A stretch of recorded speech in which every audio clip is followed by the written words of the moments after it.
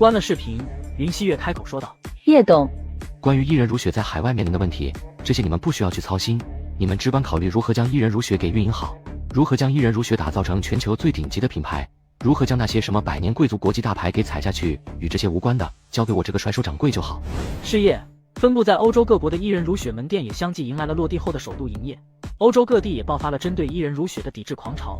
我的伊人如雪顿时成了全球的焦点，华国互联网各大社交平台的榜首被我的伊人如雪占据，我的手机几乎没有停过，上到4、9成的林家以及岭南省府的1、2把手，下到陈一号、赵继伟、张兴国等等。老叶终究还是来了，这对咱们来说或许是一件好事。陈一诺瞬间愣住，你说什么？这对咱们来说或许是一件好事？对，好事。这是什么说法？怎么就成好事了？趁这个机会将美利坚官方给搞定的话，到时童镇的问题不就能无形的提前解决了吗？不是，你的意思是，如果没有这次抵制狂潮，我不会过早去接触美利坚官方，但现在美利坚无疑成了咱们绕不过去的一个弯，以老美的尿性，怕是早已经盯上咱们伊人如雪的跨世代产品了。美利坚官方在这场抵制狂潮中必定会第一个动手，如此一来，咱们只要能把老美给解决，一切问题就迎刃而解了。试想一下，前有老美的友好支持，后有华国后盾撑腰，其他国家敢轻易去动伊人如雪吗？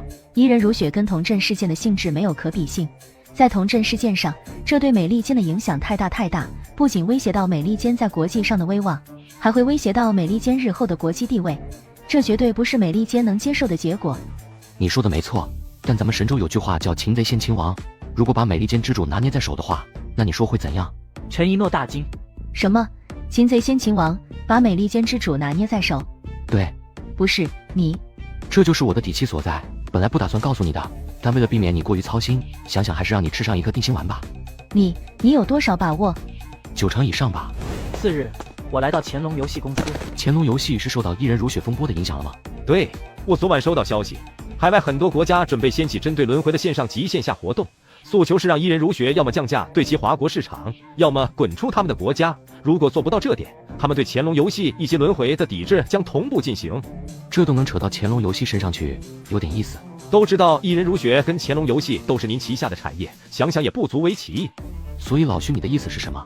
让我去满足这些所谓的诉求，以此来保全乾隆游戏吗？我怎么可能会有这种想法？先不说伊人如雪跟乾隆游戏孰轻孰重，我拎得清。就算乾隆游戏对您更重要都好，我也不可能有那种心思。不出意外，乾隆游戏跟轮回被针对已经是板上钉钉。过去的1年里，咱们接连不断地蚕食着海内外市场份额，可想而知这里头触动了多少游戏公司的利益。当下被他们逮着这么一个机会，必然会卯足力气将乾隆游戏拉下去。如果接下来的情况如你所想那般，那你认为乾隆游戏该如何才能大步迈过？我昨晚想了整整1夜，既然乾隆游戏是被殃及的，那不管乾隆游戏如何折腾都好，怕是都难以成功破局，因为根源并不在自身。所以除了叶董您那边成功解决伊人如雪的风波之外，我想不到其他的破局之道了。既然你知道乾隆游戏事件的根源是伊人如雪，那你觉得我有可能会让伊人如雪的风波持续不断的发展下去吗？老徐啊，不能说你杞人忧天，只能说你过于患得患失了。你的患得患失已经严重影响到了你在思考问题时的逻辑。无论是伊人如雪还是乾隆游戏，对我来说都一样重要。你说我有可能放任着不管吗？叶董，您的意思是？意思就是你该如何就如何，伊人如雪栽不了跟头。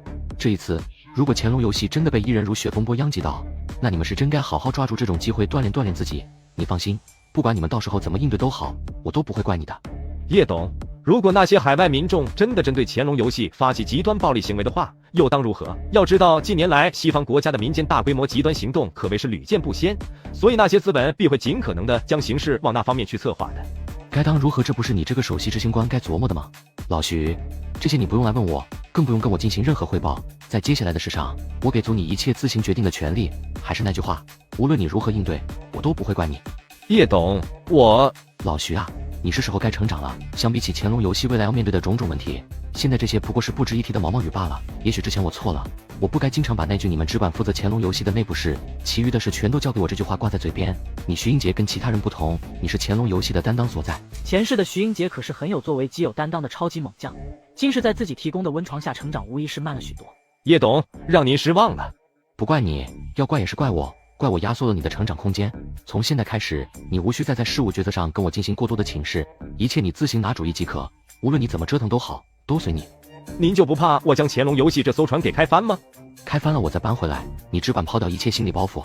以你的思维去做你认为该做的事就好，一切由我兜底，不用有任何的心理负担。感谢叶董的信任。心里有底了吗？有了。行，说说轮回端游的情况吧。3天前，我们已经完成端游版本的改良优化，另外还一并实现了跟手游的同步互通。叶董现在要不要去体验一下？行，走吧。伊人如雪风波持续发酵，华国外交例行记者会上此事件贯穿全程。林夕来到了1号别墅。今天的外交例行记者会看了吗？没有，怎么？伊人如雪的事可谓是贯穿了全程，面对那些外媒记者的各种帽子，外交发言人险些都不住了。而这肯定没完的，接下来的一段时间，那些外媒记者难免还会继续拿伊人如雪的事来做文章。哎，哪位外交发言人了？跟我说说，他们都给扣了些什么帽子？问华国官方是不是在给伊人如雪撑腰？问华国官方是不是不害怕这场波及全球的抵制狂潮会给华国带去影响？问华国官方是不是想通过伊人如雪去扬国威？林夕一口气说了14个问华国官方是不是怎么，顿时听得我无语。虽然今天的记者会在最后阶段一众外媒记者无言以对，但这只是暂时的。后续的记者会上，那些外媒记者必然还会继续拿伊人如雪的事儿来做文章，所以你想好怎么去解决了没？可别只管杀不管埋，等着国家给你擦屁股。没有金刚钻不揽瓷器活，相信你也不会认为我之前没有考虑到吧？但是还得让外交那边为伊人如雪的事儿再受了一段时间。几个意思？现在还没到我出手去解决这场风波的时候。啥玩意？现在还没到时候？你知不知道现在很多海外华人跟海外企业也都攻击起你以及伊人如雪来了，他们已经开始担心被殃及了。只要英美官方不去睁只眼闭只眼的放任风波升级，就不会殃及到其他的华国品牌。你觉得英美官方能去当伊人如雪的后盾？我相信他们也愿意去护伊人如雪的周全的，只要伊人如雪能够给出让他们满意的筹码，那就没有什么是不可能的。说白了，这个世界的规则就是利益至上。你究竟想说什么？赶紧的，别给我绕关子。我要是说不非一兵一卒就能够将这场风波平息下来，让英美在全世界面前为我站台，你信吗？你是认真的？希姐，你完全不用去担心我，回头你跟老爷子说一下，让他老人家也别担心，顶多1个礼拜，我会让全世界都消停下来的。4日，我来到江州半导体研究所，我的神行2芯片成了。叶董，今天找你过来，主要是想告诉你一个好消息，神行2的芯片已经通过第1阶段的数据测试了。意思是神行2的成果已经出来了？理论上已经出来了，但正式产品还没有。想要将芯片具现出来，还需要一点时间。但在咱们的数据模拟中，神行2满足了7纳米主流芯片的所有数据。凭这一点，从某种意义上已经可以宣布，咱们有那个让主流7纳米芯片自主国产化的能力了。还有变数吗？不敢跟叶董打100%的包票，就当前的各种数据显示，变数出现的概率是0.1%。总算是等到这一天了。从数据模拟到真正的芯片成品诞生，这个过程你们打算怎么办？叶董，这方面回头咱们会找你们 TL 芯片公司以及华为那边的代表一起交流。毕竟神行2是3方参与的研发，虽说华为是后来才加入的，但华为的贡献也是有目共睹的。刘所长说的没错，华为的加入在某种程度上是加速了咱们的研发进程。即便就算没有华为，咱们也能如愿让神行2问世，但这周期无疑会拉长。除此之外，在后续让7纳米的神行2从数据模拟走向成品问世，华为那边派得上用场。毕竟这些年他们一直都在芯片领域上下功夫，具备这些条件。有完没完？开口闭口就华为，怎么着？你们是想歌颂华为的功劳吗？华为的加入的确是缩短了研发周期，可到了你们嘴里，整得跟没有华为神行2的问世就得遥遥无期了似的，有意思吗？我一直都记得华为几年前一再拒绝跟咱们合作，华为并不相信咱们江州半导体研究所，若不是后来叶董出现，神行2项目早就成泡影了。到头来你们一个个张嘴闭嘴华为歌颂对方，几个意思？老崔，过了哈。哪里过了？我说的难道不是事实吗？几位领导也没有去歌颂华为在神行2项目中有多大的功劳啊。得，大家心里有数就好。关于华为的功劳没必要去争了，华为之所以介入到神行2，是他们一而再的找上我，最后考虑到多方面的因素我才接受。至于说华为的介入缩短了研发周期，但咱们差那点时间嘛，别忘了华为也要从里头分一杯羹的。如果不是考虑到他是民族企业的代表，讲真的，我不会答应跟他们合作。我希望在座各位能明白一点，华为之所以会介入进来，是他们没能力研发出他们要的7纳米芯片。众人不再开口。按照现在的情况来看，7纳米的神行2芯片大概还需要多长时间才能正式出来？再有个把月差不多。现在的问题是代工，目前能够代工7纳米的晶圆厂不多，台积电、华新国际、新恩晶圆厂。华新国际已被列入了老美的实体清单，这意味着他们无法使用含有美利坚技术的设备进行代工。新恩晶圆厂成立的时间有限，虽然在14纳米制程上具备非常丰富的经验，但是14纳米不同于7纳米，而新恩一直以来的信息都捂得很严实，所以是否具备代工7纳米的条件不好说。相比之下，台积电无疑是最适合的。至于说华为，当下还是没自主的能力，就算咱们交给华为那边，估计他们也是想办法去找代工而已。你们应该还没跟咱们 TL 芯片的李元哥李总谈过吧？还没有，毕竟之前还没到这一步。那你们回头再找李总好好交流一下吧，他能够解决这个问题的。从江州半导体公司出来后，我来到 TL 找到了李元哥。我刚从江州半导体研究所过来，神行2已经通过了数据模拟。昨天下午通过数据模拟后，我就收到了消息，想着等芯片正式出来后再告诉你，没想到江州那边这么迫不及待就找你报喜了。既然你已经知道了这一消息，那接下来关于代工的事，你开始着手了没？放心吧，我的叶董早就安排好了，接下来我会亲自牵头，由新恩来负责神行2的代工制造。不过这事儿我还没跟江州那边和华为提过。新恩那边现在具备那个能力了吗？我不得不佩服你的眼光。话说你当初怎么盯上新恩的？一家多方联合成立不久的半导体企业是怎么能被你这么看重的？不仅坚决入主不说，还疯狂砸钱去改变企业既定的规划。如果没有你的入主，没有你的强力资金，新恩至少还得多发展几年才能有现在的这般水准。没错，我已经未雨绸缪地控股了新恩晶圆厂。听你这意思，新恩那边已经具备了代工制造7纳米神行2的水准了。拜你所赐，已经具备了。目前知道这个消息的人没几个。那就好，回头江州那边以及华为会找上你就神行2的制造实力进行沟通的，你知道该怎么做吧？放心吧，我的叶董，我不会透露新恩的幕后大股东是你的。你看着办就好。现在说说一人如雪的全球风波，你打算怎么收场？透露一下，满足我的好奇心呗。凭你对我的了解，你认为我会满足你的好奇心吗？哎，我就知道，犯不着去好奇，该知道的时候你自然就知道了。一人如雪风波愈演愈烈，为了平息风波，我再次来到了英伦。叶哥，我真的快扛不住了。放心吧，事情很快就会解决了。英伦之主那边怎么样了？我父亲都安排好了，英伦高层似乎也想要找你谈谈。什么时候？明天。行，对了，再请你父亲看能不能安排我跟美利坚的老白也见上一面。可以，既然英伦高层想跟你谈谈，那么美利坚那边必然也会有这种意思。毕竟这些国家对于一人如雪是如何能够接连研发出跨世代产品，无疑是挺感兴趣的。但是叶哥，他们想跟你谈谈，目的多半是一人如雪的核心研制机密。他们是什么目的不重要，重要的是我的目的。好，对了叶哥，我父亲想见你一面，你看？行，走吧。很快，我再次见到老凯恩。老凯恩先生，你就不怕我出现在你的别墅这一消息传出去，为你带来麻烦吗？我相信这场所谓的风波威胁不到你，我也相信你是能够让这场风波以一种让人意想不到的方式给平息下来的。要是最终我无法将这场风波平息下来呢？那也无所谓，知恩图报这4个字一直都是我老凯恩处事的原则。就算你平息不了这场风波，我和优尔集团也会尽自己最大的努力去护一人如雪周全。感谢老凯恩先生的信任。叶先生，你的想法哈利已经告诉我了，你真的有把握能够让咱们英伦之主对你表以支持？他虽然疯疯癫癫，可心眼比谁都多。他之所以答应跟你会面，并不全部是因为我的牵头，更多是他现在已经摊上麻烦。这一点我相信你应该清楚。他现在是迫切的想要转移英伦的社会矛盾，想要转移英伦上上下下对他的指责，而一人如雪的风波正是一个机会。我相信他不会放过这种机会的。这些我自然知道。还有一点，鲍里斯现在的处境并不好，英伦社会对他已经是到了一种暂且说是忍无可忍的态度吧。如果他在这种情况下还站出来力挺一人如雪，那他必会加剧民意对他的忍无可忍。你觉得他有可能会接受这种情况吗？能不能接受是一回事，要不要接受是另外一回事。老凯恩先生当初不惜成为西方世界所谓的叛徒，不也要在我身上压上一注吗？因为我会让老凯恩先生赢，必赢。已成人精的老凯恩瞬间明白了我的意思，话到这份上已经足够。叶先生心里有数就行。咱们再聊一下抄底欧洲能源期货的事儿吧。3个月的合约期快结束了，按目前的势头下去，到合约期结束，300%的涨幅已经能够达到了。那就有劳老凯恩先生到时将我那份结算给我，手续费该多少就多少。100亿人民币，300%涨幅，12倍杠杆，也就是3600亿。而我却表现得波澜不惊，老凯恩不由心头一阵起伏。不，叶先生，手续费跟佣金你就不要再提了。你对咱们优尔集团的帮助不失为你们华国话说的再造之恩，优尔集团必须要向你表示一下自己的心意。合约期结束后，我会以最快的时间将资金转到你的账上。还有，后续优尔集团还会在能源期货市场继续抄底，到时也有40%是给你的。行，那我就不跟老凯恩先生客气了。次日，在老凯恩的安排下，我终于见到了英伦之主鲍里斯。鲍里斯先生，很荣幸能够见到你。坐吧。叶晨先生，你这么费尽心思的跟我见一面，是想怎么着？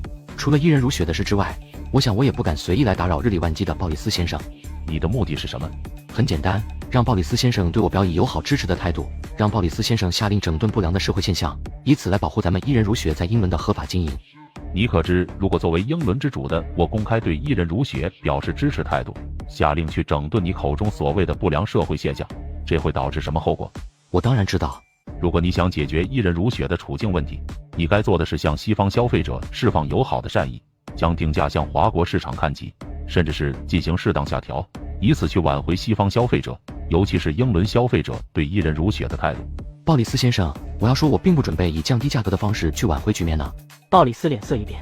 既然鲍里斯先生愿意以您尊贵的身份来跟我这个商人见上这么一面，说明在鲍里斯先生或者是英伦官方那边并不完全排斥伊人儒学，甚至并不排斥为伊人儒学的合法经营提供一个良好的环境，对吗？我或者是英伦官方有什么理由去介入那些事情当中？鲍里斯先生，咱们也不必去兜那些圈子了，毕竟伊人儒学的经营是合法合规的。至于定价，首先，伊人儒学是明码标价，没有任何强买强卖的情况；其次，伊人儒学供应海外市场的产品有益于华国本土市场，这才导致了差价的出现。这些伊人儒学是已经对外声明过了，难道这还不足让英伦官方去对伊人儒学进行经营保护吗？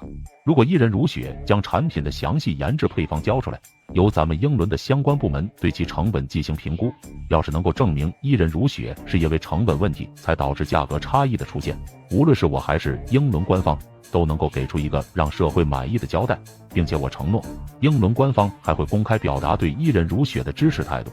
我要是不愿意将伊人儒学的详细研制配方交出来呢？你在耍我？如果鲍里斯先生非要这么理解，我也没办法。很好，我想咱们今天的对话可以到此结束了。等等，你觉得我们还有什么可以交流的吗？有，比如尊贵的凯蒂小姐，比如那个叫布鲁斯的孩子。鲍里斯脸色大变。你什么意思？除了凯蒂跟布鲁斯之外，我还知道鲍里斯先生的小金库中积攒了5亿英镑，还有很多很多。如果让外界重新来认识一下鲍里斯先生的话，那么鲍里斯先生恐怕是连辞职卸任都不足以平息风波的。不可能，绝对不可能。如果凯蒂小姐那位在美利坚有着足够影响力的丈夫知道你曾跟凯蒂有过那么一段酒后奔放的故事，还凑巧迎来了布鲁斯。闭嘴。没错，前世的鲍里斯在卸任2年后重新参选时被人意外爆出，此消息一出，举世哗然。你想怎么样？我能让鲍里斯先生规避被弹劾的可能。你说什么？你能帮我规避被弹劾的情况发生？既然我能知道鲍里斯先生的那些秘密，那鲍里斯先生觉得我能不能找到你那些政敌的把柄？你确定你不是在跟我开玩笑？没什么玩笑可开的，毕竟我是将鲍里斯先生当成合作对象来看待的，而不是当成威胁的对象。伊人儒学的问题也是迫切需要解决。如果说这次能跟鲍里斯成为伙伴的话，这不失为双赢的局面。鲍里斯面部肌肉狂颤不已。你放心，我不会让你孤军奋战的，毕竟仅仅只是英伦的表态，不见得能让伊人儒学的这场风波平息下来。所以我下一行程准备去拜见一下美利坚之主，跟他谈谈伊人儒学的事儿。你也准备用同样的方式去威胁美利坚之主？难不成鲍里斯先生觉得我是在威胁你吗？最终鲍里斯还是软了。你需要我怎么做？比如鲍里斯先生邀请我明天共进午餐，然后找1、2家你们英伦的媒体跟我们华国的媒体见证一下，回头将咱们的友好画面传输给外界。鲍里斯先生再顺势借这件事公开表达一下你自身以及英伦的态度。你能给到我什么？只要鲍里斯先生给我提供一份名单，我就能根据名单给鲍里斯先生提供你想要的信息。当真？当真。但我希望鲍里斯先生别跟我耍心眼，别给我来上一份几10人的名单，最多不超过5人。那没问题。什么时候可以提供？在鲍里斯先生代表英伦官方向外界传递出支持伊人儒学的态度后，24小时之内，我定会提供足以让鲍里斯先生满意的情报。明天下午，我会安排地方跟你共进午餐。明天还有劳鲍里斯先生动用一下首脑的权限，好好治理一下那些不良的社会现象。你们华国人确实是能说会道。鲍里斯先生，合作愉快。合作愉快。为了平息伊人儒学风波，我成功拿捏英伦之主。4日网上爆出我与鲍里斯共进午餐的照片，顿时引爆全网。张景山看到后大声喊道：“我操！怎么？我操！王大少，叶哥这波牛逼大发了！能不能好好说话？你看。”王静安顿时呆住。王大少，你说叶哥这波是不是有望能将伊人儒学的风波给平息下来？仅凭英伦远远不够，甚至还可能会搬起石头砸了自己的脚。啥玩意？搬起石头砸自己的脚？你觉得这种情况能在我叶哥的身上出现吗？但是仅凭鲍里斯，或者说仅凭英伦，是绝对无法解决伊人儒学的风波。如果最终无法平息，必将会迎来风波的进一步升级。那要依你这么说的话，要满足什么条件才能让伊人儒学的风波过去？要么伊人儒学接受海外的示威诉求，要么他能继英伦之后再找来美利坚官方对他的公然支持。除此之外，我想不到第3种选择。得，那基本可以肯定叶哥他有把握能让美利坚官方出面为他站台了。你知道你在说什么吗？外界眼中的匪夷所思，在叶哥身上那就是家常便饭。如果说伊人儒学想平息这场席卷多国的抵制狂潮，需要满足王大少你所说的条件，那我绝对相信他能够让美利坚官方为他出面站台。你对他就这么盲目信从？对，因为我亲眼见证过他太多化腐朽为神奇的手笔了。他能不能办成一件事，并不是取决于那件事有多么不切实际，而是取决于他去不去干。如果他出手了，那就代表着成功率是100%。打我认识他的第一天到现在，失败2字还从未在他身上出现过。王静安惊声哑然。王大少，说句掏心窝子的话，我虽然不知道你跟叶哥究竟是什么关系，甚至不知道你们是敌是友，冲你这段时间你对我的照顾，我得给你个温馨提醒。如果你跟他是友的话，那固然万事大吉，但你要是跟他不对付的话，听我一句，化敌为友才是你最好的选择。哪怕你背后是4、9成的顶级世家，我都不认为你会是他的对手。真要死磕斗下去的话，倒下的那个一定会是你。怎么着？才踏入4、9成的圈子就敢来对我进行说教了？王大少别误会，这可不是什么说教，我不是声明了这是温馨提醒吗？你怎么突然就对我进行温馨提醒了？还是那句话，冲你这段时间对我的照顾，我不希望你作死。要是你的分析没错的话，那接下来叶哥肯定又是与美利坚之主共进午餐了。没错，另一边的我与哈利来到了美利坚，但见到的却是美利坚之主。相信亨特先生应该清楚我的来意吧？没错，就是为了伊人如雪的事。让我猜猜，你是想通过我，然后让我父亲跟英伦的豹离子做出同样的事来，对吗？对。你是打算以什么方式去达到这个目的？是想着付出股权代价，还是把伊人如雪所有的详细配方提供给美利坚？如果你用配方作为跟美利坚官方交易的条件，我想美利坚官方或者是我父亲也许会跟你谈一谈的。我要说亨特先生所说的这2点并不在我的考虑中呢。如果是这样的话，那我想叶晨先生这次过来只是为了吃上一顿晚餐罢了。亨特先生不打算听听我的想法吗？行，那我就听听叶晨先生准备开出怎样的条件。叶哥，我先出去打个电话。说完，哈利便起身离开了。现在可以说了吧？亨特先生，我自然知道提供股权分配是不现实的，你父亲一定不会接，也不敢接。至于将伊人如雪的详细配方作为交易条件，这更加不现实，这无疑是自掘坟墓。所以我的想法是威胁。我没听错吧？亨特先生觉得呢？来说说，让我听听你是准备怎么威胁的。还请亨特先生提供你的邮箱。亨特直接将他的邮箱地址说了出来，他也想看看我这葫芦里卖的什么药。我直接将提前准备好的邮件发了过去。当他看到我发过去的邮件时，顿时大怒。没错，这些资料正是前世我花了很大代价弄来的关于约瑟夫的秘密。fuck， 你是怎么弄到这些的？这个重要吗？还有，亨特先生，你确定你还要用这种态度跟我对话吗？ shit， 你究竟想干什么？亨特先生，这些东西能威胁到你吗？能威胁到你的父亲约瑟夫这位美利坚之主吗？你说我要是将这封邮件交给唐纳德，接下来又会怎样？亨特顿时呆住。一旦这些材料交到政敌唐纳德手上，那么结果只会有一个，那就是美利坚易主。除了你之外，没有其他人有这些材料，对吗？这就取决于亨特先生跟你父亲。亨特先生，你还没有回答我的问题。如果这份材料交到唐纳德手上，会是怎样的结果？他会不会倾尽全力去支持我？唐纳德就是一个背信弃义的小人，如果你将这些材料交给他，他肯定会答应你的条件。但答应是一回事，去不去做则是另外一回事。我敢保证他绝对不可能会履行承诺的。那要是说我手上也掌握着能让他不得翻身的材料呢？他还敢不去履行承诺吗？你手里也有唐纳德的材料，这不是亨特先生该考虑的问题。如果你愿意拿他的材料，亨特先生，我想你需要知道一点，我现在不是在跟你谈条件，明白吗？你们想掌握那些能让唐纳德再也无法翻身的材料，可以，但你们得掏出价值同等的交易筹码来，懂吗？而伊人如雪的事儿对应的只是这份邮件内容而已，对吗？亨特紧紧咬着牙，没有反应。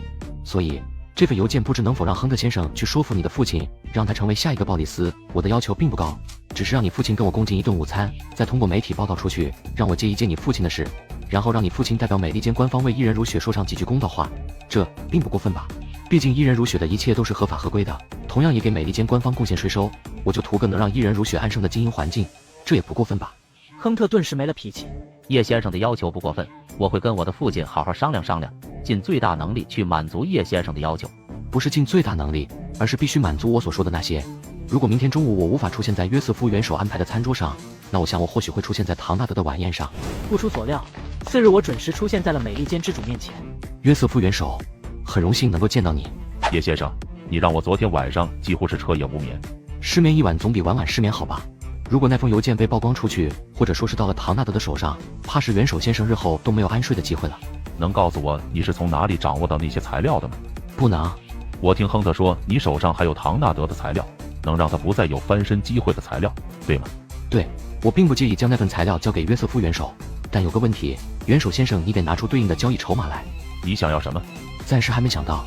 你应该清楚，当咱们在这儿会面共进午餐的消息传出去，该死的唐纳德必定会掀起对我的讨伐，那个疯子绝对不会放过这种机会。如果连一人如雪的问题都能成为唐纳德扳倒你的关键点，那你今天也不会跟我坐在这里了。我说的没错吧？约瑟夫紧紧盯着我，缓缓说道：“你太难搞了。”不，元首先生，并非我难搞，而是我说的的确确是事实所在。关于一人如雪，咱们所做的每一件事都合法合规的，甚至还给各国创造了大量的税收。至于定价问题，在华国，一人如雪是赔本的，而到了海外，难不成一人如雪还要为了迎合消费者去继续赔本吗？你太无耻了！我没有理会，继续说道：“一人如雪定价虽高，但却从未进行任何的垄断以及强买抢卖。那些国际大牌将他们的产品定价为几百美元，甚至是几千美元就理所应当，而一人如雪定出同样的价格来，就被所有人喊出抵制的口号。如果说是一人如雪的产品不值那个价倒也罢了，但事实是一人如雪的功效完全吊打其他品牌，可这却遭到了当前的这种风波。我想问问约瑟夫元首，这还有公理吗？”你说的似乎没错，这的确是咱们一些相关部门的工作不到位。所以，尊敬的约瑟夫元首，我恳请美利坚官方为一人如雪的诚信合法经营讨一个交代，这过分吗？不过分。那不知约瑟夫元首是否愿意帮一帮一人如雪，在代表美利坚官方对一人如雪表出支持态度的同时，也号召世界各地的消费者能够理性对待一人如雪这个品牌？可以，美利坚从来不会让任何合法经营并且为美利坚带来丰厚税收的海外企业受到委屈的。元首先生，虽然不想说，也不适合说，可我还是忍不住，你这话说的也挺无耻的。你不也一样吗？行了，时间不早了，走吧。我让王静安带张景山打入4-9成圈子，没想到阶层的成功跨越让张景山有点高了。续上集，从华盛顿回来后，我们来到了南国山庄。景山，你不是在燕京吗？怎么回来了？主要是太想叶哥了，所以就回来看看你。滚犊子！这2天没什么安排，就回来看看你们，顺便给你老人家汇报一下情况。叶哥，咱们之前在欧洲能源期货市场上的天然气抄底，准备开始收网了。我算了一下，综合平均下来，涨幅是278%。等资金用的话就可以收了，不等资金用的话，可以适当的继续留在里头。未来1年时间里，整体能源，尤其是天然气这一块，还会继续涨的。不过接下来的一段时间涨幅可能会相对有限，但明年还会继续暴涨的。叶哥，你之前说过，咱们都记着呢。我的300亿，长风你帮我收网得了，你们的自己看着办。一旦全线撤退的话，后续就没那么容易抄了。毕竟 U2 集团已经开始全面扫荡了，就你们撤出去的那些，大概率也是 U2 集团那边强势接盘的。好的，叶哥。老叶，如今亨达已经爆雷，外界现在也将目光聚焦在咱们腾龙汽车的身上了。毕竟咱们的腾龙汽车的前身可是亨达汽车，所以我想征询一下你的意见，咱们要不要搞点动作出来？昨天郑行给我打了电话，说之前我让他们帮忙挖角的高管精英以及科研人员已经相继落位咱们的腾龙汽车了，所以我打算这2天去一趟腾龙汽车。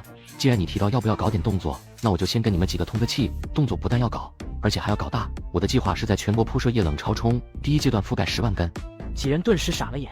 老叶，你说的是在概念上1秒钟充电1公里，5分钟充电200公里的液冷超充？难道还有其他概念的液冷超充吗？虽然液冷超充是未来的趋势所在，但它有一个前提，那就是需要800伏快充高压平台的配合。就目前的新能源市场来看，800伏平台的电车起步价都得30-40万，这也意味着市场占有率不会太高。如此背景下，咱们建桩卖电怕是连本都回不来。我要是说在接下来不久的时间里，800伏平台新能源电车的价格会被干到20万级，甚至是2年之内卷入10万级呢？几人再次呆住。没什么不可思议的，新能源市场的内卷在接下来的一段时间里必定会爆发一波接一波的厮杀，而结果就是价格被干下来。另外，腾龙汽车只要一问世，必然也会逼得其他车企在800伏快充高压平台这一赛道上不得不大幅降价。最多3年，800伏平台的电车将会在神州大地上遍地开花，而咱们要将这个先机给占了。液冷超充的成本并不高，10万根顶多也就100-200亿，但这不是钱的事，万一到时真的连本都赚不回来的话，这得成为笑话。老爷，你过去从未栽过跟头，要是这次打眼了的话，这在无形中对你造成的影响得有多大？既然你都说我过去从未栽过跟头了，那你觉得我还能在这种事上看走眼吗？我本不打算对1-20万级的市场进行定位的，但比亚迪那边耍了我一番，拿咱们当猴似的溜了一圈，我不得不多了一个目标，那就是干比亚迪。比亚迪的市场有一条算一条，腾龙汽车都得插足往里踩，往死里踩。几人不由沉默起来，心里默默都为比亚迪悲哀了起来。得，那比亚迪废了。景山，这段时间都没联系过你，在燕京那边怎样了？站住脚跟了没？叶哥，你要这么问的话，他就得跟你对色上了。啥玩意叫我就得跟叶哥嘚瑟上？我有在叶哥面前嘚瑟过吗？我现在的一切不都是拜叶哥所赐的吗？叶哥，你知道49城的纨绔现在都管我喊什么吗？喊你什么？张少，我做梦都没想到这辈子还能有机会让49城的纨绔们管我喊张少。你说我这算不算是往我家老爷子脸上贴金了呢？叶大少，你来说说他是不是又对色上了？他是不是哥色上了先不说，不过我听说这厮现在在49城挺牛的，找不出几个不买他账的。嗨，叶大少，低调低调。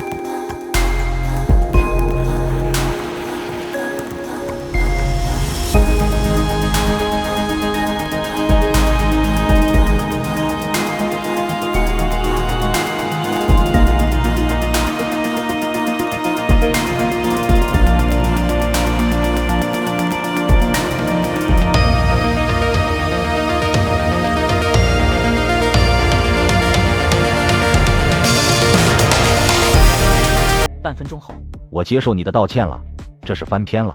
扔出这句话，王静安直接挂断了电话。我用600亿入手欧洲能源期货市场，3个月疯狂收割4000多亿。续上集。老爸，你太牛了，你是世界上最牛的老爸。不是，什么情况？这2天，我们学校那些外国领事馆的领事家孩子全都来讨好我。一开始时我还不知道怎么回事，后来诗文姐跟我说我老爸现在是全世界最牛的人，说就连英伦跟美利坚的元首都要跟老爸一起吃饭，说我们家的伊人如雪在外国被人抵制，后来老爸直接派出英伦跟美利坚去扫平了麻烦。你是世界上最牛的老爸。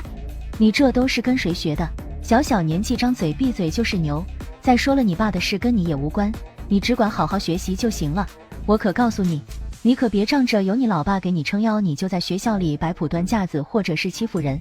要让我知道你不把心思放在学习上，我第一个收拾你，你爸都拦不住。知道啦，知道啦，只要别人不欺负我跟我的朋友，我一定不会去招惹别人。行了，该干嘛干嘛去。知道啦。老公，听1号说，江湖火锅12月31号将赴港上市，这可是咱们旗下第一家上市的企业。小打小闹罢了，被估值超过2000亿港元，你管这叫小打小闹？就在这时，我的电话响了起来。哈利，叶哥，欧洲能源期货合约已结束，资金也完成结算整合了，你的共计大约4000亿，预计在你们华国时间的今天下午4点将会汇入到你的华国人民银行账户中。我波澜不惊地回答道。好，谢了。下午4点过，华国人民银行总行一把手办公室。领导，刚才接连出现多笔的巨额欧元进入同一个账户，总额高达4000亿人民币。什么？4000亿？对，这些资金进了什么人的账户？叶晨。叶晨能够一次性产生如此数额的资金，放眼神州大地，似乎除了我叶晨之外，难以再有其他人。想到此处，一把手也就释然了。这些资金是从哪里进入的？欧洲多国。知道这事的还有谁？连我在内，总共5人。通知其他人，这是保密，切不可扬开。一旦传出去，我唯你是问。明白。在给您汇报之前，我就已经下了封口令。好。次日，我来到了腾龙汽车。叶总，坐吧。能够看到在座诸位坐在这个会议室里，说真的，我感到很荣幸。虽然这是咱们的第一次谋面，可对于各位的能力，我是绝对认可的。为此，我才会将诸位的名字交给天行猎头，让他们务必要将在座诸位给请到咱们腾龙汽车来。万幸的是，在座诸位选择了相信腾龙汽车。没人会想到我竟是做出这么一句开场白来。我接着说道：于总，你觉得咱们腾龙汽车该怎么定位？叶董，基于亨达汽车留下来的基础，再加上咱们有着足够的资金，我觉得腾龙汽车应该直接对标理想，因为在接下来的发展趋势中，目前理想所在的阶层将会成为大势所在。诸位也是这么想的吗？众人都点了点头。诸位是不是有点过于保守了？叶董，您的意思是？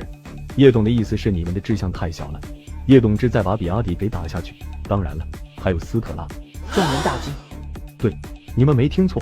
叶董的目标是将比亚迪跟斯特拉全都给踩下去，尤其是比亚迪。一众高层面面相觑起来。怎么，觉得不现实吗？叶董，不是我长他人志气灭自己威风，咱们实事求是的说一句，比亚迪在新能源赛道上是准备了很多年的，目前在新能源领域上的很多技术都处于领先，咱们想追赶不是不能，但肯定免不了要时间的。然后呢？然后咱们刚一上来就定下如此宏大目标，会不会为时过早？为时早不早，不是在于时机，而是咱们自身有没有那个豁出去的魄力。没错，比亚迪的许多技术目前都处于领先，但是有一个词叫弯道超车，当比亚迪有的，咱们有；当比亚迪没有的，咱们也有，这不就能将他们踩下了吗？叶董，道理谁都懂，但问题是想要实现则是何其难了。在接下来的3年里，我准备往咱们的研发中心投入1000亿，另外我会想法把行业中的研发精锐给挖过来，还有我跟国内多家985学府是有着深度战略合作，在一定程度上也能够为咱们腾龙汽车提供人才、资金、人才双管齐下，把比亚迪踩下去，真会那么不现实吗？如果说3年1000亿的研发成本不够，那就1500亿；1500亿不够，那就2000亿。一众高层在那些数字下头皮阵阵发麻。叶董，听您这意思，是计划3年后再推出咱们腾龙汽车的产品？不，3年之内，腾龙汽车不但要问世，并且还得对所有的竞争产品完成碾压。首先将比亚迪作为头号对手，车系对标比亚迪。我不给你们设什么盈利要求，我要的是一个市场占有率，能把比亚迪打下去的占有率。接下来便是奔驰、宝马、奥迪，甚至是路虎、保时捷，乃至于在网上的品牌。众人纷纷低下了头。我知道他们担心什么，我接着说道：时代不同了，新能源的时代愈演愈烈，那就意味着传统的豪华品牌也得回归起跑线。咱们现在该做的是如何在华国市场将市场占有率抢下来，然后再想着如何在全球市场站住脚跟。为了这个目标，我可以做到投入不设上限。新能源时代目前仅仅只是初期阶段，未来10年才是真正的胜负手角逐。只要能把握好未来10年，只要能在未来20年里沉淀出腾龙汽车的影响力，那么腾龙汽车的未来，即便无法成为传统燃油时代的宾利、劳斯莱斯，最不济也是保时捷级这种级别。如果腾龙汽车连比亚迪都干不过的话，那我辉军造车界的意义何在？收购亨达汽车的意义又在哪？在我辉军进入的领域，江湖火锅打败了海边捞，乾隆游戏干掉了鹅厂游戏，腾龙传媒成了前所未有的现象级，雷霆速递如今也让3通一大元气大伤，腾龙地产更是在地产岭东期逆流而上，一人如雪更是不用说了。现在到了腾龙汽车这，我一样觉得咱们能够创造出一个自己的辉煌时代，甚至是一个让华国汽车品牌屹立于世界之巅的辉煌时代。一场激情的演讲刺激着在座诸位肾上腺素飙升，一众高管顿感体内热血澎湃沸腾。回去的路上，叶成英开口说道：“老叶，这场会议过后，这群家伙怕不是得在心里头把你给神化了。若是无法在他们心中留下那么一道印记，我这个甩手掌柜能当得踏实吗？合着这才是你当甩手掌柜的法宝所在。谈不上什么法宝不法宝的，但为了能够当甩。”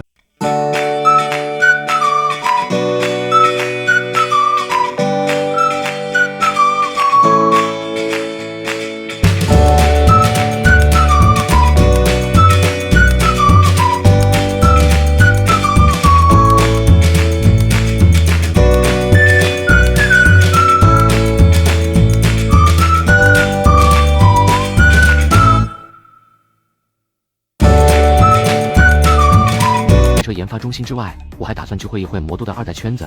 之前跟你说的同济会也是时候成立了。燕京圈子那边有景山跟王静安，岭南圈子有你。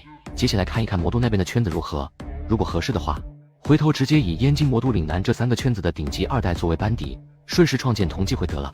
说真的，以你现在的高度，没必要再去成立什么组织了，因为任何组织对你都产生不了太大的作用，相反，只会让更多的人来缠着你罢了。毕竟你用不着他们来给你提供任何帮助，而他们当中的一些人则是少不了会来找你求助的。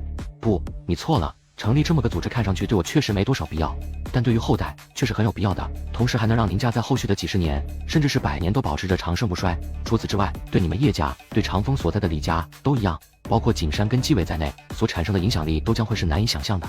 所以这才是你成立同济会的理由，你已经想得这么长远了。反正闲着也是闲着，何乐而不为呢？说实话，成立同济会，我并不排斥在合适的情况下用举手之劳去帮那些成员解决麻烦，毕竟那都是人情。若是能将同济会拧成一股为你我所用的绳，日后再有必要的时候，你想想这将会爆发出何等的威力。你这不说了，越扯越远了，回头你准备一下，明早咱们直接坐腾龙1号过去魔都。好，我到时再适当的释放一下你现身魔都的信号，看魔都的2代圈子会不会动起来。不用再去释放什么信号了，腾龙1号就是最好的信号。说的也是。为了能早日让腾龙汽车实现弯道超车，我们来到了魔都腾龙汽车研发中心。研发人员汇报了研发进度和遇到的问题后说道：“所以，咱们在电机研发面前陷入了关键的瓶颈期，对吗？”对，这道瓶颈是所有电机技术研发都得去面对的一道坎，这道坎也着实是难，许多传统豪强车企都被卡住，同时也是3电技术为何会在如今显得那么重要的原因所在，因为能掌握到核心的企业不多，乃至于目前就连鬼子的丰田都得跟比亚迪寻求合作。能说一下你们对如何突破这道瓶颈的想法吗？行。接着，研发部负责人李庆凯将目前所面临的瓶颈问题详细的说了出来。不过请叶董放心，咱们定然会倾尽所有能力去突破这道瓶颈，就凭叶董对咱们的信任，我相信比阿迪能造出来，斯特拉能造出来，咱们一样能够造出来。你们的能力我肯定是相信的。听完你刚才说的瓶颈问题，我突然间有了一些想法，你看能不能这样去解决？接着，我依着前世的记忆，站在一个门外汉的角度，围绕着如何突破电机技术瓶颈，甚至是性能远超于比亚迪斯特拉电机的技术一一说了出来。没错，这些正是前世李庆凯在接受访谈时所谈的内容，只是今世提前把这些技术还给了李庆凯，顿时让一众人呆在原地。叶董，您怎么？看来我说的那些还真对你们的研发起到帮助了。叶董，就您刚才所说的那些，无疑给咱们提供了足够多的破局思路。现在，我向您立下军令状，短则半年，长则1年，在经费足够的情况下，咱们必定研发出性能不亚于比亚迪的电机。如果超过1年未能完成，我自愿薪资减半，奖金归零。好，我接受你的军令状。如果你们在1年时间内能研发出性能不亚于比亚迪的电机，整个项目组所有人员的年终奖翻10倍。此时，魔都某高档别墅里，副手，江州的叶晨到咱们魔都来了，也要去跟他打招呼吗？打个锤子的招呼，要打招呼那也是他来给傅少打。怎么哪都有你，能不能闭嘴？怎么，我说错了不成？他叶晨再牛逼都好，那也是一介商人。咱们华国不同于那些资本至上的国家，一介商人再怎么牛逼都好，他也翻不了天。你真觉得他只是一介商人这么简单？不然呢？连4、9成的王静安都在他手上折了几，你认为他只是一介商人这么简单？什么？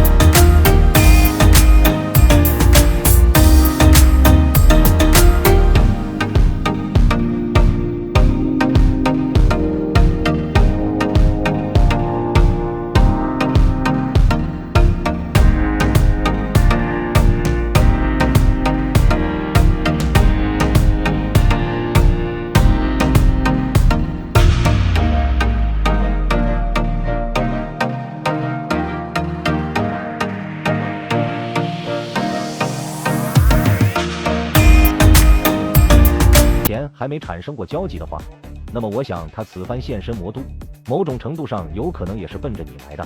奔着我来的话，那他又不主动找我。思索片刻，王静安说道：“他不主动找你，估计是在等你主动去找他。等我主动去找他，这是高估了他自己，还是低估了我傅一山？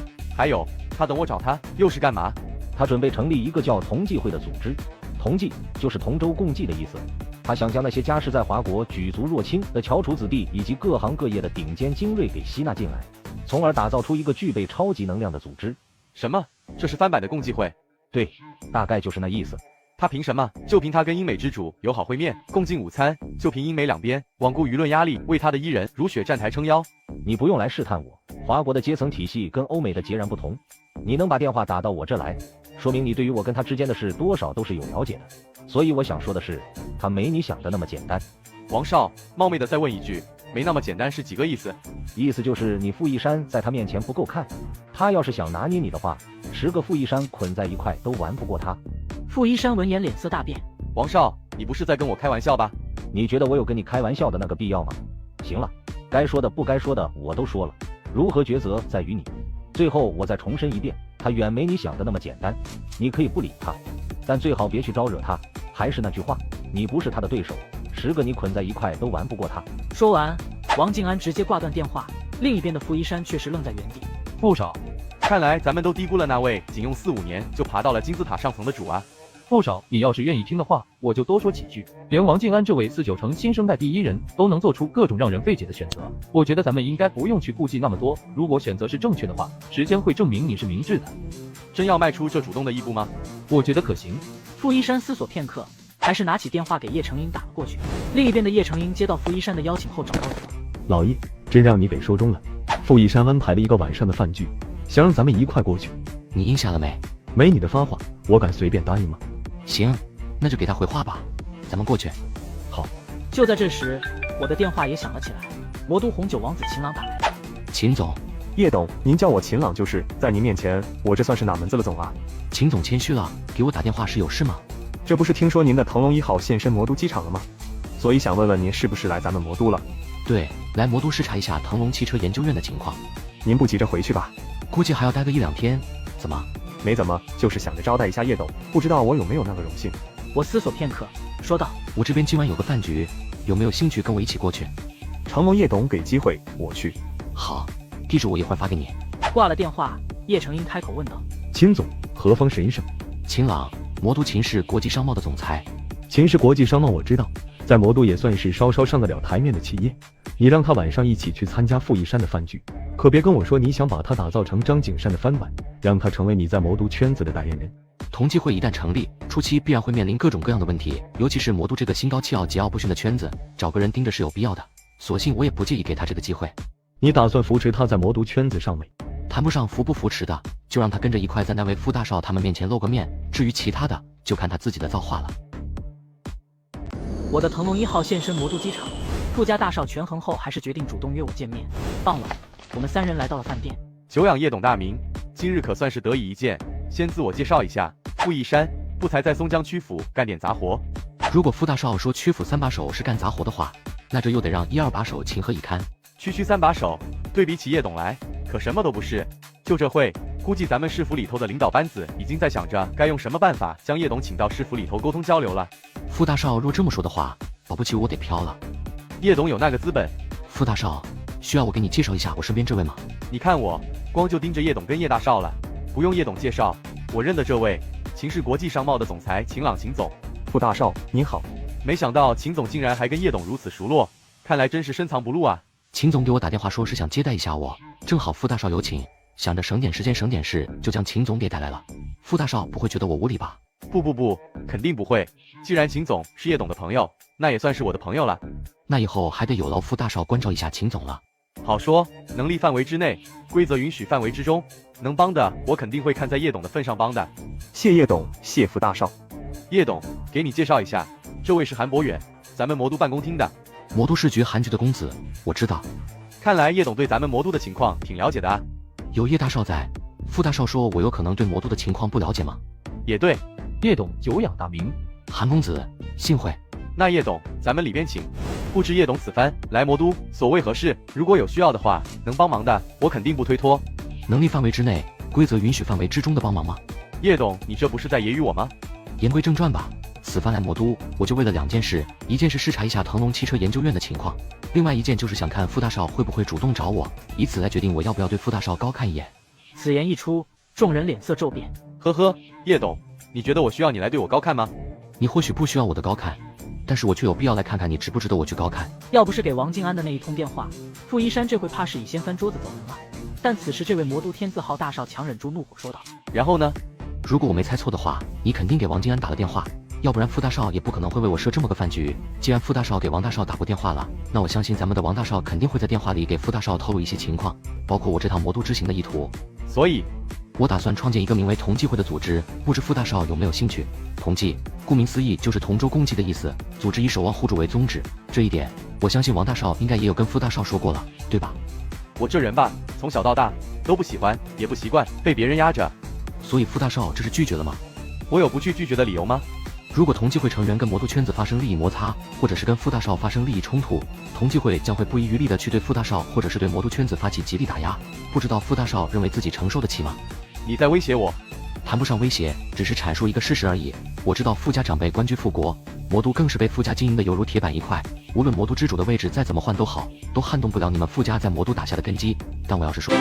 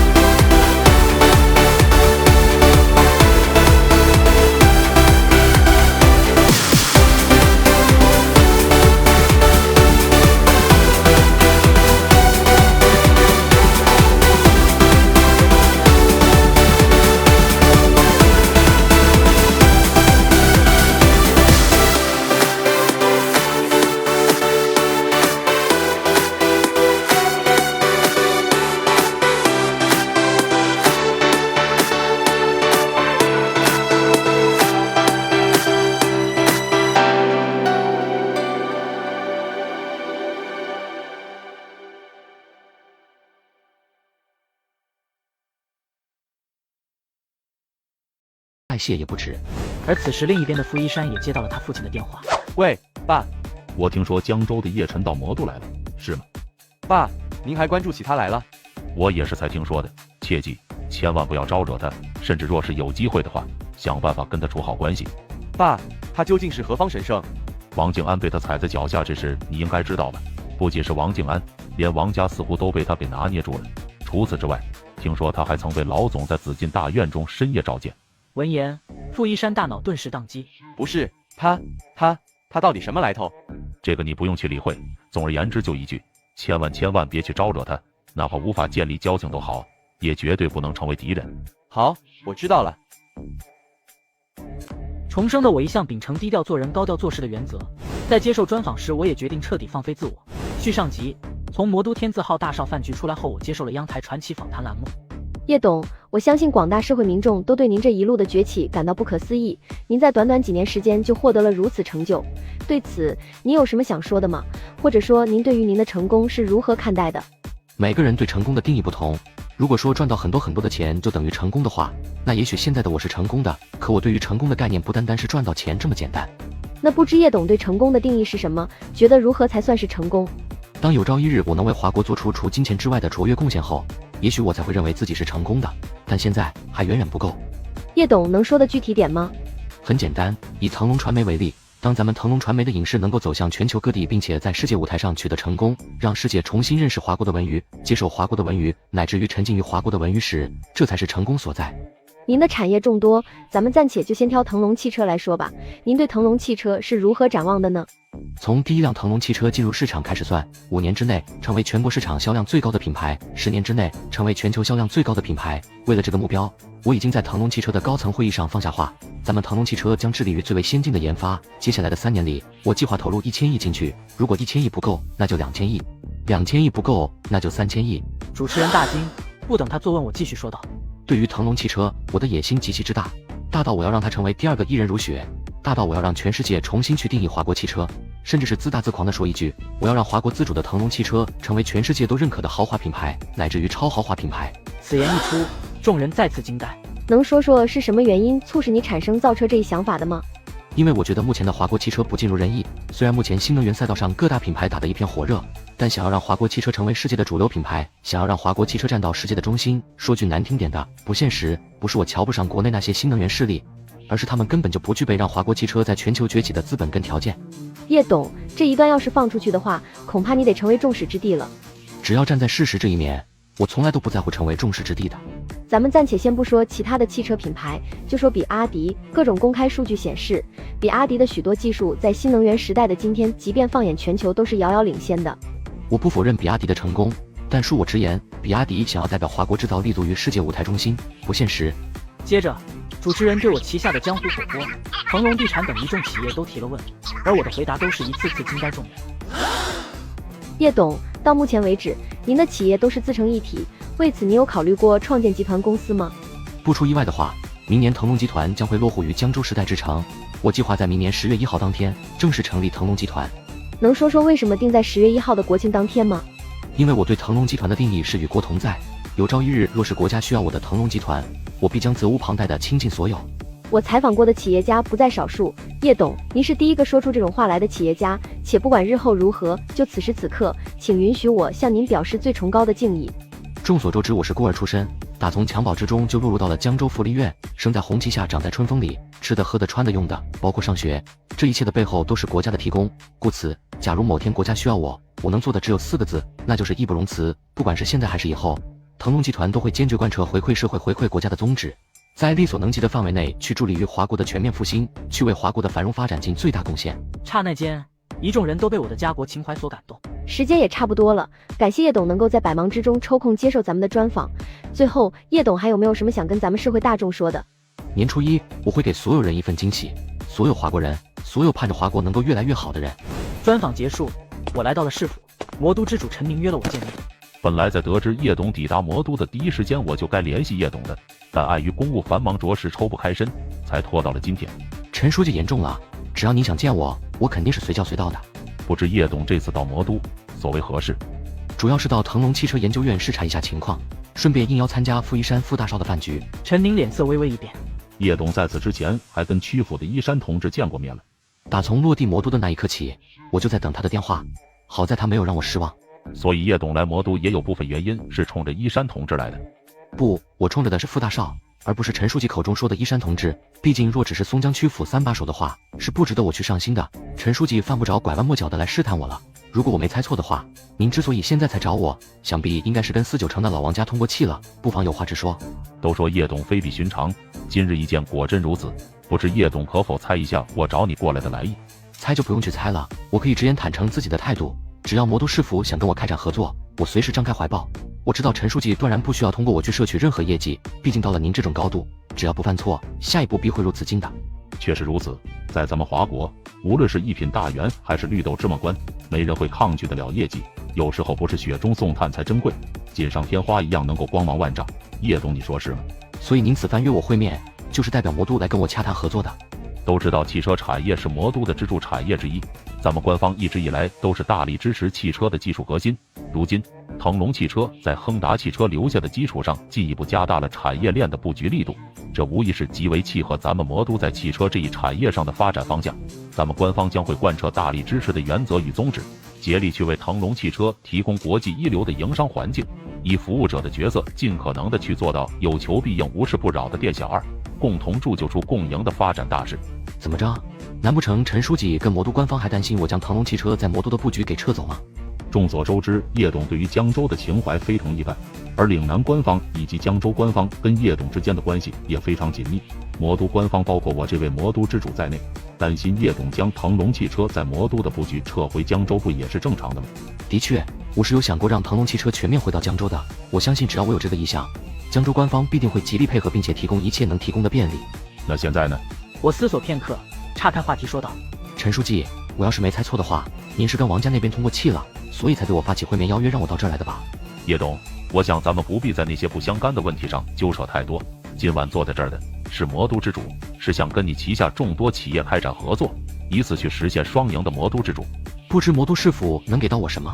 叶董要的，魔都市府都能提供。我陷入了沉默。我很清楚陈宁，不应该是王家想要的是什么。他们就是不想让下任魔都之主康安邦从我这得到这笔巨大的业绩，因为康安邦并非王家阵营。行，回头让魔都市府跟我的那些企业开展一场座谈会，届时我会根据旗下企业代表的反馈来做决定。会面结束，陈宁拨通了王老的电话，跟他结束会面了。老领导，那小子似乎不太拿我当回事啊。他有那个资本。老领导，我不明白您为何要让我代表魔都市府去试探他的合作态度。老实说，也许魔都市府出于发展角度需要争取跟他之间的合作，但我魔都之主的任期时间估摸着也不剩太多了，所以有那个必要去让王家在背地里去经受某些不必要的解读吗？我先问你一个问题，魔都对于一所企业的战略发展而言重要吗？您的意思是他不会放弃将企业渗透到魔都之中？这是必然的，魔都具备着无可比拟的国际化战略地位，他岂能不在乎？他现在之所以保持着观望态度，十有八九是想给康安邦送份大礼。等你被调离魔都后，魔都之主这把交椅可以说必然是康安邦的。以他们的关系，只要康安邦即位，他一定会跟魔都市府开展一切有合作空间的合作。所以我建议你尽可能的去争取跟他开展合作，目的不在于当下，而是在于日后，在于给你的任期中留下一笔浓墨，同时也省得康安邦以后将这笔业绩给独吞了。如果是这样的话，您觉得那小子岂能在我的任期中跟魔都官方发起合作？他会的，他的大局观在我见过的所有人当中绝对是能够排上号的，哪怕他知道这是王家想借助他来为你的任期再添一笔浓墨，他也会的。老领导，他究竟是什么底细？何正峰将他视为接班人，老总深夜召见他聊了2个多小时。闻言，陈宁的大脑顿时宕机。林家千金现身魔都天字号大少饭局为我造势，傅家长辈一通电话更是让傅大少对我另眼相看，最终还是决定踏上我这艘大船。叶大少，都坐吧。傅大少，我能理解成你这是已经做出决定了吗？既然加入同济会有利无弊，那我肯定没有拒绝的理由。我只能说这绝对是傅大少明智的选择。虽然我不知道叶董的同济会是什么玩意，但我想问的是，叶董能给傅大少带来什么？能给咱们带来什么？听到杜成突然问出这么一句，傅一山与韩博远心头不由一震。在回答这个问题之前，你要不要自我介绍下？没什么好自我介绍的，我就是傅大少的跟班。魔都副市长杜成孝的儿子杜成，据说是个虎了吧唧的玩意儿。当着众人的面，叶成英半点面子也不给，韩博远马上打起圆场来。叶董，杜成他没别的意思，就是性格使然，说话不经大脑而已。你刚才说的是什么来着？我问叶董能给傅大少带来什么，能给咱们带来什么？不对，我问的是上。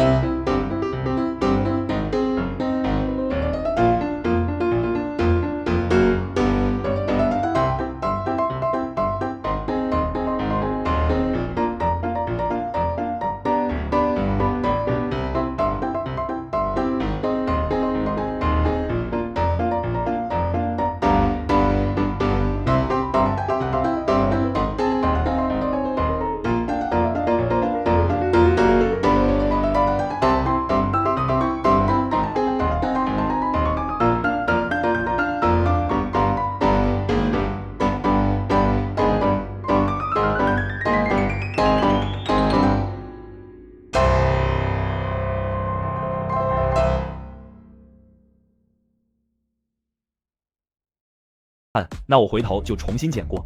犯不着，你觉得好看就行。你是真会挑时间过来啊？怎么着？是奔着蹭饭来的？叶董，我这能蹭不？总不能让你在边上看着吧？坐吧，悠悠，去给你王叔叔拿副碗筷。好的。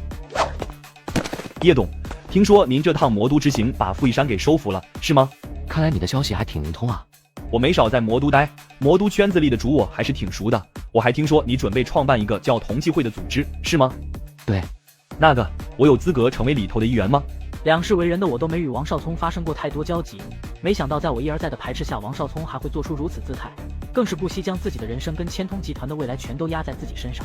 说真的，这一路走来，你说的做的那些我都看在眼里，尤其是最初时乾隆游戏公开炮轰鹅厂游戏，若不是这些，我也不会提出让腾龙地产入主千通商管。虽说20%的股权对于你们千通商管看似血亏，但是我对腾龙商管的发展设想是5年之内缔造出万亿市值，实打实的市值。可我最终还是决定放弃利益最大化，冲的就是那些你曾经帮过我的道义。也恰是因为这点，所以过去我都一直不想跟你发生过多交集，就是担心有朝一日掐断了你们千通集团的命根后难以面对你。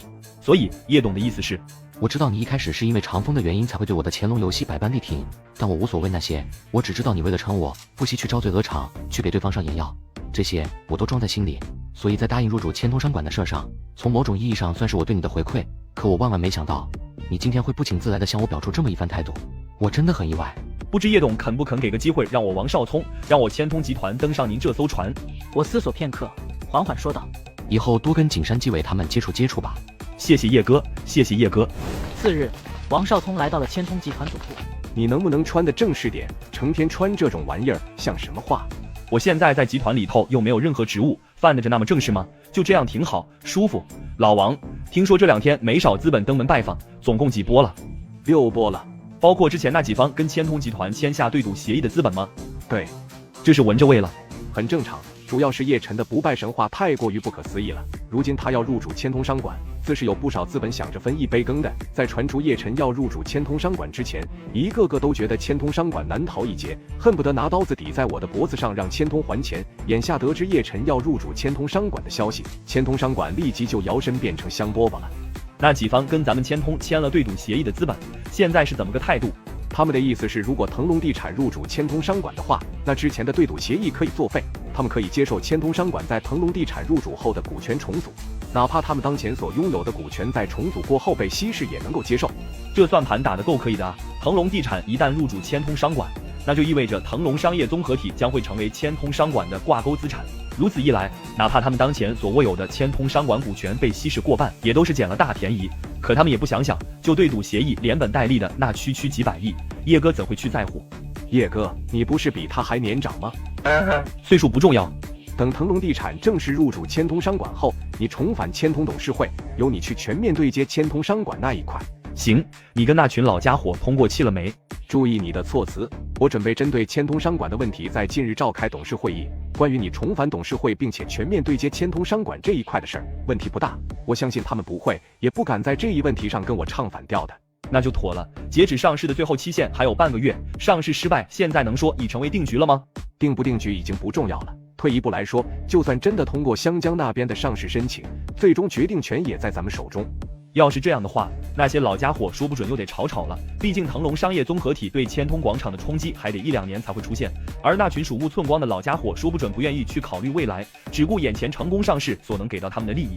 这些事用不着你去操心，情况都在我的掌握中。你当下跟未来一段时间要做的，就是争取上到叶晨那艘船，并且站稳脚跟。张景山、李长风、赵继伟这几个小子就是最好的例子。这您就甭担心了，我昨天不是在江州吗？我去1号别墅蹭了一顿饭，直白的将自己的心声跟叶哥进行了表白。他怎么说？他让我多跟张景山、赵继伟他们接触。换而言之，他是接纳你了，应该算是吧。把握好机会，千通集团的未来就取决于你跟他之间的关系了。江湖火锅赴港成功上市，湘江记者恶意采访被我愤怒回怼。续上集，时间来到12月28号，港交所正式发布了千通商管不符合上市要求的文书。当天下午，千通商管便官宣融到了一笔500亿人民币的资金，将以此去偿还原先的对赌协议。没错，正是叶大少入主千通商管。而此时的我正身处湘江，因为江湖火锅成功上市，我得为我旗下第一个上市公司来敲钟。叶董，时间差不多了，咱们该过去了。看得出来，陈一浩的脸上流露着几分紧张。别紧张，上市敲钟而已，不是什么大不了的事，淡定点。叶董，别说是1号，我都紧张，这太梦幻了。到现在为止，我都还跟做梦似的。你俩见过的大场面也不少了，至于为敲个钟的事，就这么紧张吗？行了，走吧。很快，我们来到了港交所，几位江湖火锅表现出色的优秀员工早已在门口等候了。叶董，今天我得感谢你们，江湖火锅能够在今天迎来上市，这里面有你们的功劳，是你们用你们的出色工作跟服务态度为江湖火锅赢得了口碑，赢得了市场。叶董，那都是咱们该做的。叶董，我已经拿江湖火锅当家了。叶董，加入江湖火锅是咱们的荣幸。放心，我对于现在跟未来的畅想不仅仅是江湖火锅能够变得越来越好，同时还有咱们所有员工都要过得越来越好，让每一位员工都能过上自己想要的生活。所以请相信我，只要你们有付出，江湖火锅就一定会让你们有收获，一定会让你们的收获跟付出形成正比的。谢谢叶董。叶董，我们能跟您合张影吗？当然，这有什么不能的？来。几人迅速来到我的身边合影。他在干什么？还能干什么？作秀呗。华国人不是最喜欢搞这些的吗？也是，华国人现在作秀是越来越不分场合了，好像他们以前分场合似的。哈哈，对，所以我一直都想不明白华国人究竟是什么物种，口口声声贬低羞辱华国人，难道你们就不是华国人了？对了，忘了你们一直都认为自己是高贵的港英血脉，但英伦人认可你们是那什么所谓高贵的港英血脉了吗？谁在贬低羞辱华国人了？作为新闻工作者，你应该知道这已经算得上诽谤了。所以你要告我吗？既然你们想告我，那我不妨再多说几句。也许你们觉得自己高高在上，打心底的不屑于，或者是歧视咱们内陆，但今天的内陆已经不是当年的内陆了，今天的湘江也不再是昔日的湘江了。你们的优越感只是你们认为而已，在咱们眼里，你们这些挺着傲慢透露、自以为身份优越的，暂且说是人吧，在咱们眼里就跟小丑一样，又或者是跟蟑螂一样。你陈果，你怎么跑到这儿来了？过来跟咱们湘江的同行交流一下。赶紧的，开场致辞的流程开始了。时间来到早上9点30分，我跟刘希一左一右敲响了那面铜锣，江湖火锅于这一刻也正式挂牌上市。今天江湖火锅在港交所正式挂牌，毫无疑问，我无比高兴，因为这无论是对于江湖火锅，还是对于我，甚至是对于所有江湖火锅的成员来说，都是有着重大意义的。从港交所出来后，我被一众记者给围上。叶先生，方便接受我们的采访吗？我要是说不方便的话，你们会离开吗？有了我的这一回答，靠前的一位湘江记者立马问了起来。叶先生，你们江湖火锅是踩着海边捞上位的，在你们江湖火锅创造出2000多亿港元市值的背景下，海边捞蒸发了数千亿的市值，对此你有什么想说的吗？有什么想对海边捞说的吗？优胜劣汰从古至今都是自然法则，这没什么可说的。至于问我有什么想对海边捞说的，我觉得你应该去问海边捞有什么想对江湖火锅说的。叶先生，能说说你是如何从一个社会最底层走到现在的吗？据悉，几年前你为了赚取500元人民币的赌资，而冒死一口喝掉一瓶52度的。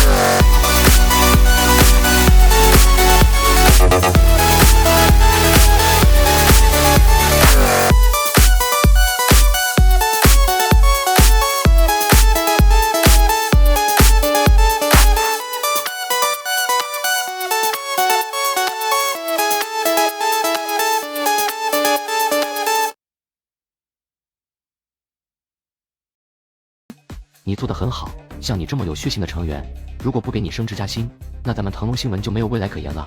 腾龙新闻要的就是你这种血性，要的就是你这种捍卫华国人尊严的血性。只要做的事是对的，不管捅出多大个篓子来都好，哪怕是把天给捅破了，我叶晨都为你兜底。谢谢叶董。叶晨先生，听你这么说，我可不可以理解成你这是认同陈果女士的说法了？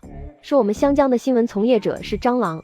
任何对内陆那900多万平方公里怀揣着恶意的，在我眼里都是蟑螂。另外，我想对那些对内陆怀着歧视的人说，包括但不限于你们这些所谓的湘江记者，如陈果所说，今天的内陆已经不是当初的内陆，今日的湘江也不再是昔日的湘江了。那些还活在港英时代自认为自己是港英血统的，英伦认可你们了吗？